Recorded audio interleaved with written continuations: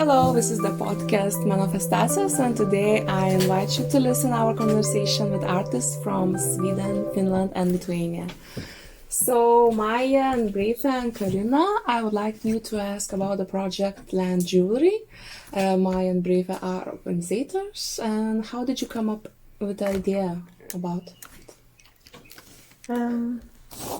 At first I had this idea since a long time back that it would be nice to gather jewelry artists from around the Baltic Sea and do something together.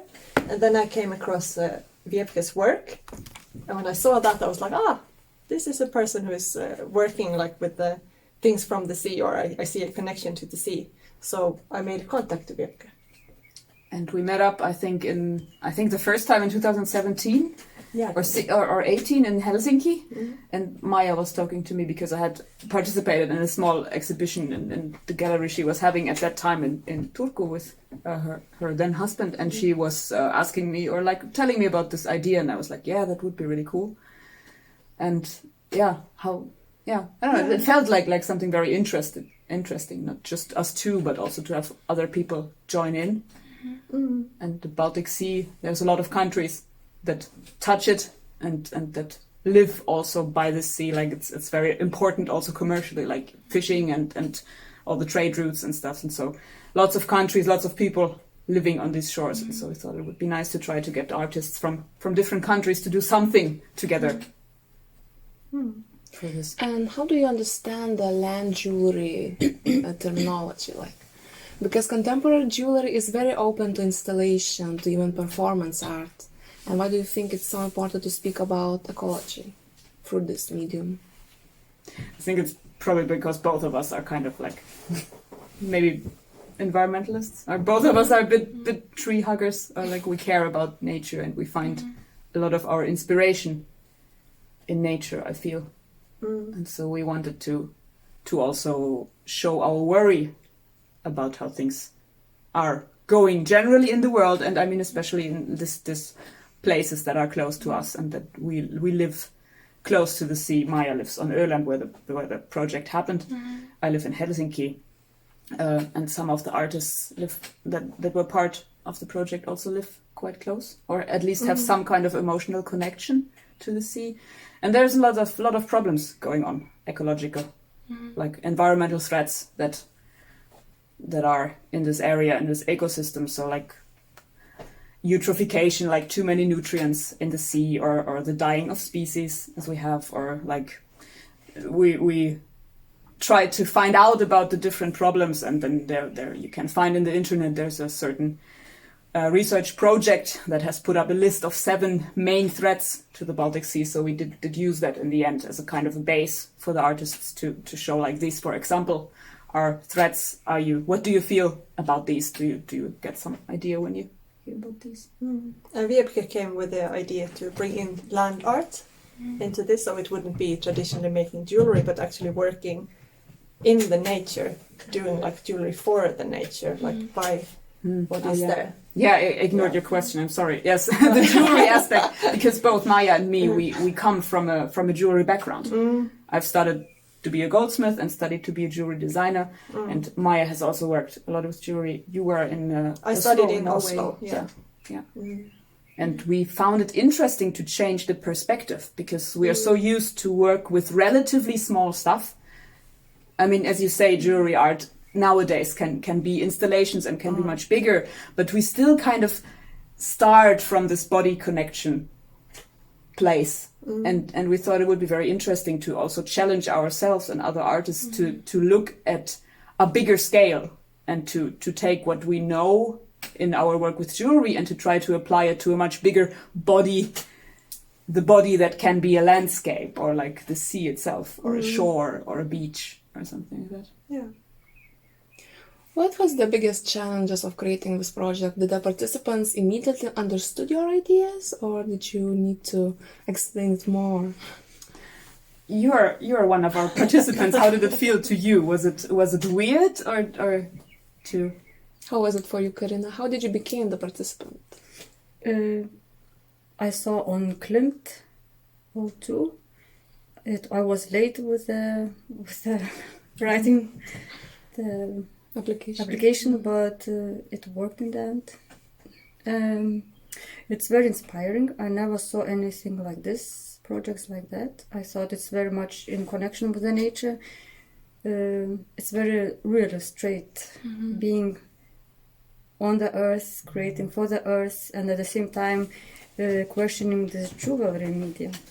So I thought, it's very, I don't know, it fitted to me also, to my, didn't think, I cannot now explain in details, but it just, intuitionally, it just sounded very good.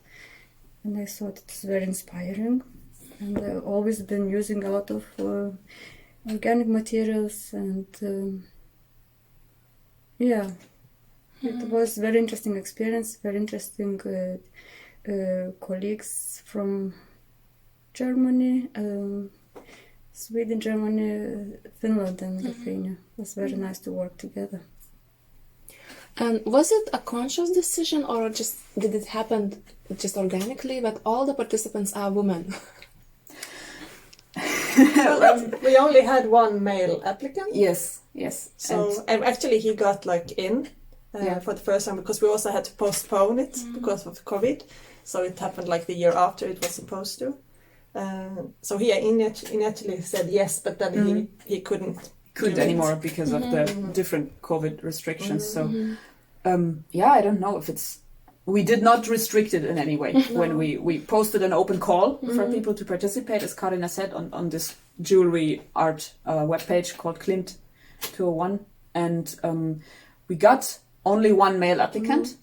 That was this one guy that unfortunately then couldn't make it because of COVID. But then there was in the actual event, there were some participants who thought, well, this is really nice that we are just women. So we did talk about it there in the event, and thought how would it have been if there would have been a mixed genders? How would it have been? But it's a female artist retreat. Maybe, yeah. I guess it did feel quite safe in the end, and you never know. I mean, it could have been that he would have fitted in just as well, and it wouldn't have been any change, or it could have been that it would have been strange or different or something. But we don't know it because we didn't, and unfortunately, couldn't participate. So I don't know. It would be different, not in a bad way. It just would be different. Maybe, yeah. We had a really special time, I think. Yeah, and also with the group piece that we made, I don't think maybe we wouldn't have made that if there was a male.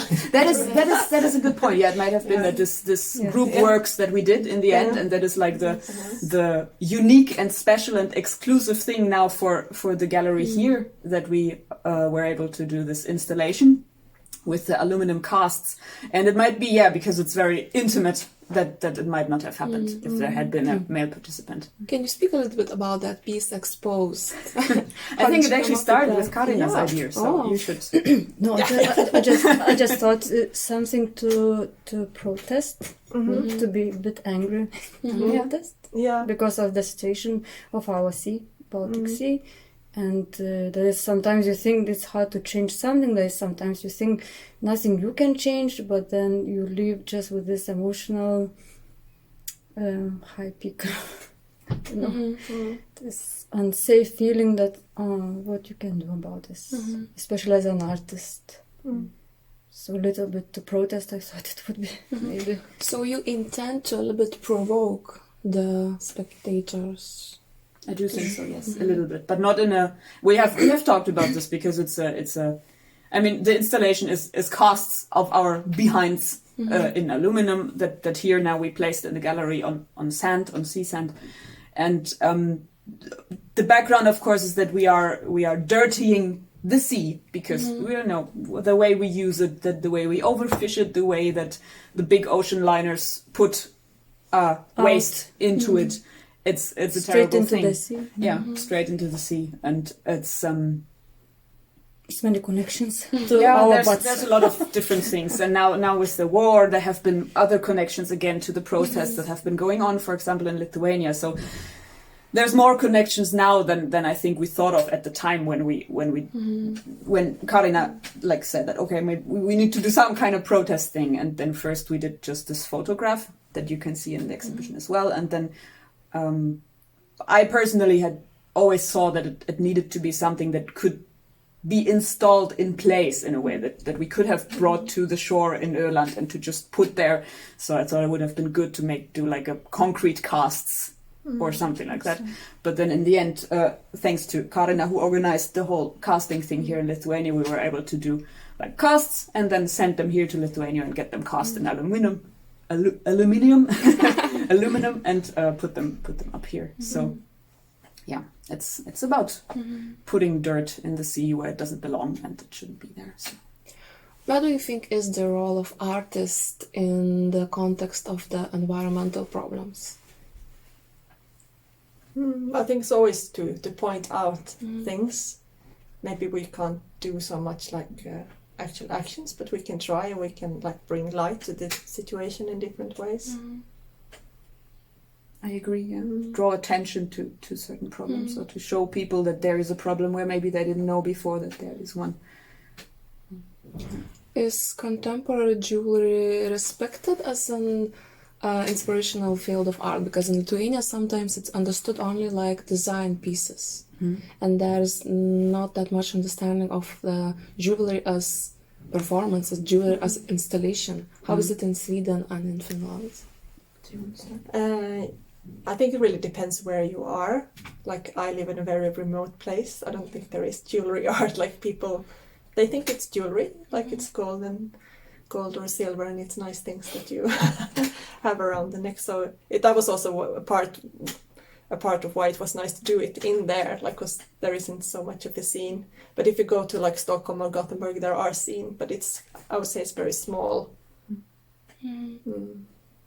I think for Finland it has started to change a lot. That for a long time it was very obscure and nobody really knew about it. But I've also been board member of the Finnish Jewelry Art Association for a long time, and that association has worked a lot to try to bring jewelry as an art to the top. Like it's not just gold and silver and not just jewels, but it can be made from any material and it can be something that you're not even able to wear. So I think the Finnish Jewelry Art Association has done a lot to kind of raise the awareness that jewelry can be more than just the ring on your finger. But I'm not sure how far it has gone in the general population. I don't know. We hold this kind of jewelry art sale event each year where jewelry artists sell things, and always when people come they're like, okay, this is really, I didn't maybe expect this, or this is really strange, but most I think go away going like, okay, this is actually really nice. It's cool to see that there's more. So I think it's gaining more attention as a part of art as well, and not only of design or traditional jewelry goldsmithing work. So the public needs education. I think so, yeah. But I mean with all things. Yeah, they need to get used. Yeah. Especially ecological problems today, it affects very much art and also jewelry field, because jewelry field is a lot about materials, interesting materials, not expected, or from daily life you can meet materials already made. So it's also not so far from the simple people life. You can see familiar things in the piece of jewelry, and then it's not anymore strange, but it's unexpected, of course, because you can wear it as a piece of jewelry. Always the connection with the body. And it's the most important, yes, connection I with think the so, body. yeah, I think so. It's about us, for us. And the good point you said also, the awareness about material, because jewelry, of course, has its own problems with gold and silver and jewels and how they are mined and how they are produced and where you get gold from. So I think a lot of jewelry artists also question, and they use different materials because they question, is gold the right choice anymore in this day and age when you have to like child labor and all kind of problems that lead to diamonds and getting gold out of the ground. So yes, it's very important, I think. And now it's also very popular became to recycle metals. Yes. This has even bigger value, and also it is more expensive at the same time. Little bit more expensive to remake, recycle. I mean, of course, gold has been so Always precious that been- gold yes, has always always been been. very well Yes. recycled. It's a good point of gold that you can recycle it endlessly and it will never lose its value in a way. But there's other materials that are not that easily reused. So yeah. Yesterday we talked and we touched the interesting subject, experiment versus the technology. You, Karina, said that you would like to be involved in stuff like Madagascar's steel, but you're afraid that it's so conservative. No, traditional things always will. It's always connected to tradition, always connected to conservatism. It depends how you will look at and how you will question this tradition. If you won't question tradition, then it will be conservative. If you will question it and use it in a different, show it in a different light, then it's something really unique and interesting, because this traditional techniques, it's very it's good not to forget. It's nothing wrong. It's very important. Always will be. It's good. It's interesting, and it's somewhere it's even necessary to use sometimes. I think jewelry traditionally is very, very based in old traditions and old craftsmanship. So I think it's really good to question it and to put it in a new light, as Karina said. Do you have plans to continue this project? Maybe in other countries? Because it's in Klaipėda, it's shown for the third time ever. It's the third exhibition. Or actually it's the fourth. Together with Paja in Helsinki. Yeah, because we had an extra exhibition in Helsinki. Yeah, we got squeezed. I could squeeze one in because one member of the project, she has a little workshop in Helsinki, and then I was like, okay, what do you think? Could we put the stuff on your wall? And then we made a small selection of stuff and put it on her wall. Yeah, we had 4 in our wall together with Klaipėda. Yeah, so there is one more exhibition planned, but there isn't set date for it in Germany because one of the participants was from there. But after that, we don't really know anything. And also, I guess the biggest problem of this project was the money, that we didn't get any kind of funding for it, so we had to pay everything ourselves. So, yeah. It was even more exciting. Yeah, you could say. Yeah, but I would have liked that. I think it would have been nicer if the artists themselves that we invited wouldn't have needed to pay for it.